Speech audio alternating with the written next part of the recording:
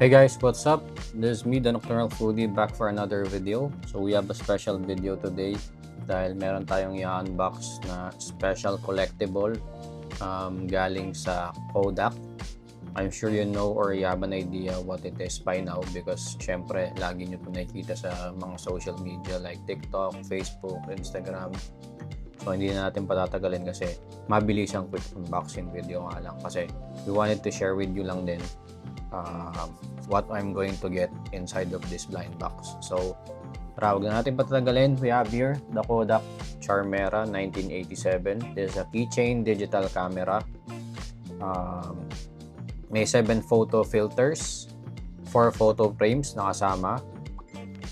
And ayun, I think 7 collectibles ang pwede nating makuha dito. So out of one of these 7 collectibles ang pwede natin makuha. So ano pa hinihintay nyo? Unbox na natin. Let's go. So we are going to peel this up sa ibabaw.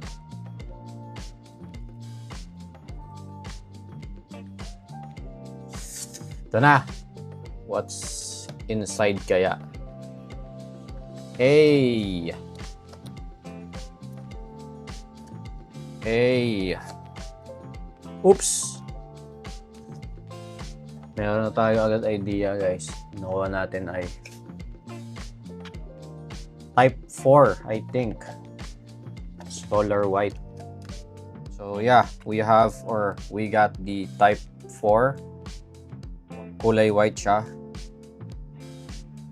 Which is neutral color naman.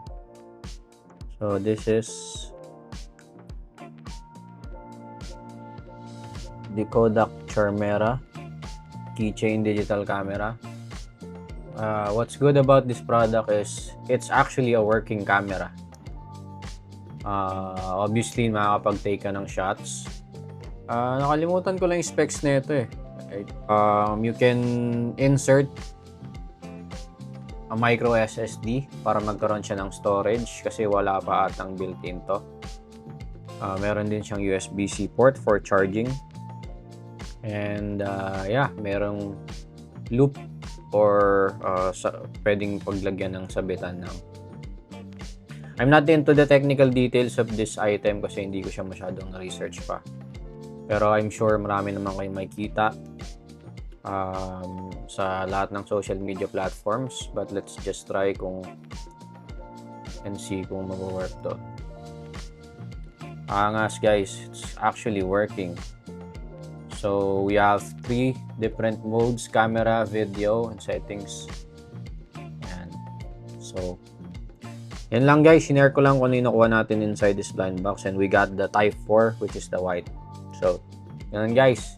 Again, thank you for watching this video. Oh, by the way, it comes with a USB A to C cable for charging and for connectivity din, I think.